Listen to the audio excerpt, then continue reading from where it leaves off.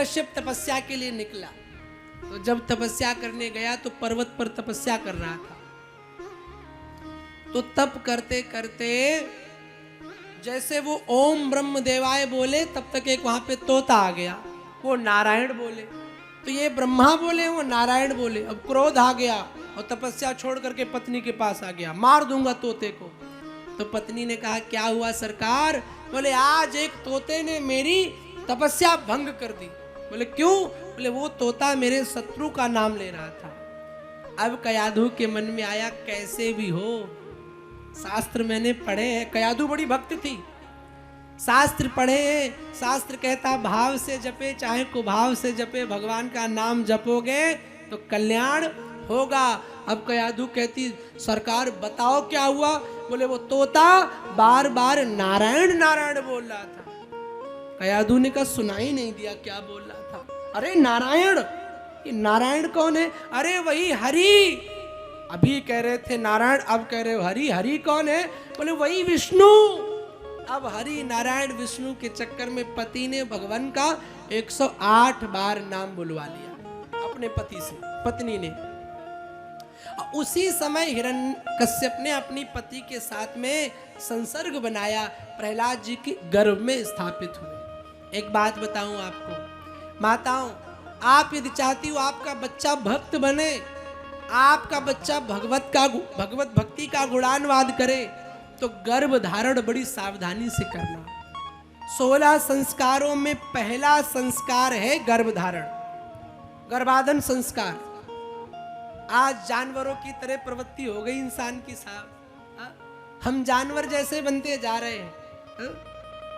कभी भी कुछ कहीं पर कैसे तीर्थ यात्रा, हर जगह हमें वासना ही नजर आती है। जब भी गर्भ धारण करो तो याद रखो ऋतु काल में, जब स्त्री ऋतु काल हो, जब वो बच्चे के लिए पूर्ण रूपेण तैयार हो, तो उस समय उसको देखना चाहिए कि तिथि सुंदर होनी चाहिए, ऋतु स्नान के बाद प्रतिपदा नहीं होनी चाहिए, चतुर्दशी नहीं होना चाहिए, अमावस्या नहीं होना चाहिए, पूर्णिमा नहीं होनी चाहिए, एकादशी नहीं होनी चाहिए, ग्रहण काल नहीं होना चाहिए, भद्रा नहीं होना चाहिए, रिक्ता तिथि नहीं होनी चाहिए। ऐसे समय में जब गर्भ धारण करोगे तो आपके गर्भ में भी प्रहलाद जैसा बच्चा प्रकट हो जाएगा।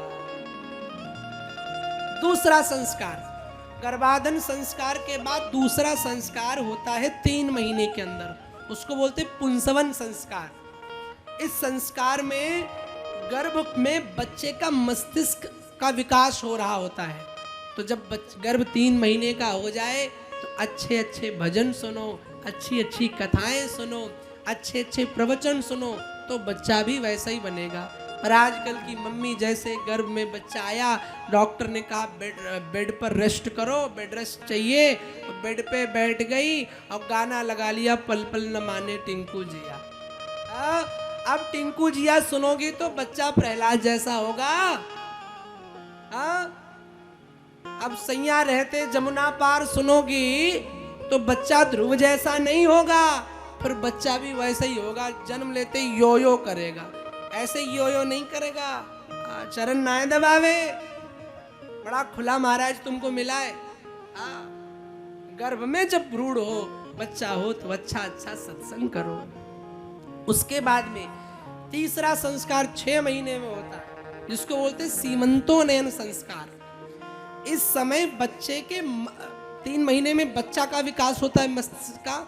इस समय बच्चे का मस्तिष्क बन चुका होता है, तो जो हम सोचते हैं उसका असर जाता है। तो जब 6 महीने का बच्चा हो जाए तो अच्छा सोचो, ठीक है, बढ़िया सोचो, किसी के बारे में बुरा ना सोचो। पर हम क्या सोचते हैं, जल्दी से 7 बज जाए, सीरियल लगा ले, क्यों कल सिमरन का पति कुछ करने वाला था, आज किया कि नहीं किया।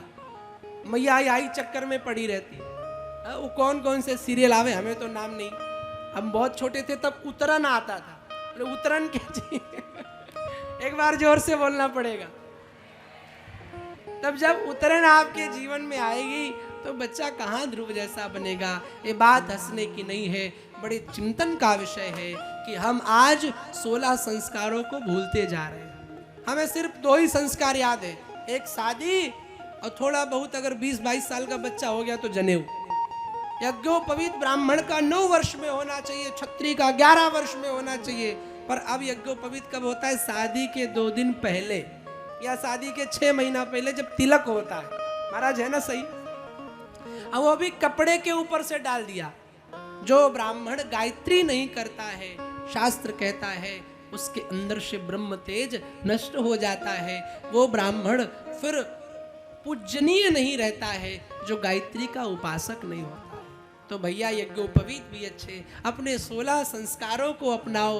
विद्या आरंभ करने का भी हमारे यहाँ मुहूर्त बताया गया। बालक जब 5 वर्ष का हो जाए तब सरस्वती पूजन करके विद्या आरंभ करवाओ। और ऐसे विद्यालय में जहां वेद से जुड़ी हुई शिक्षा हो। अब शिक्षा धर्महीन हो गई। पहले सुंदर पाठ पढ़ाए जाते थे, राम के बारे में, कृष्ण के बारे में। कविताएं सुंदर पढ़ाई जाती थी, जिसने सूरज चांद बनाया, जिसने सारा जगत बनाया।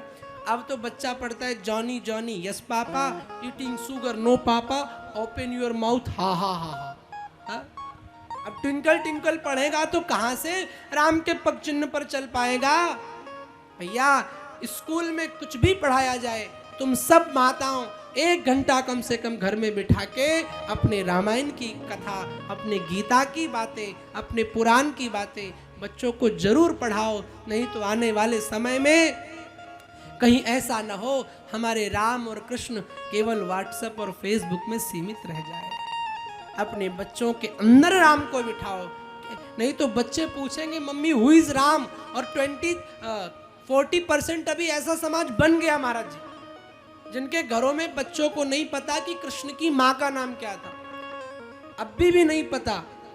आप लोग पढ़ाया करो, माताओं बच्चों को बताया करो कि कृष्ण की माँ का क्या नाम, राम की माँ का क्या नाम।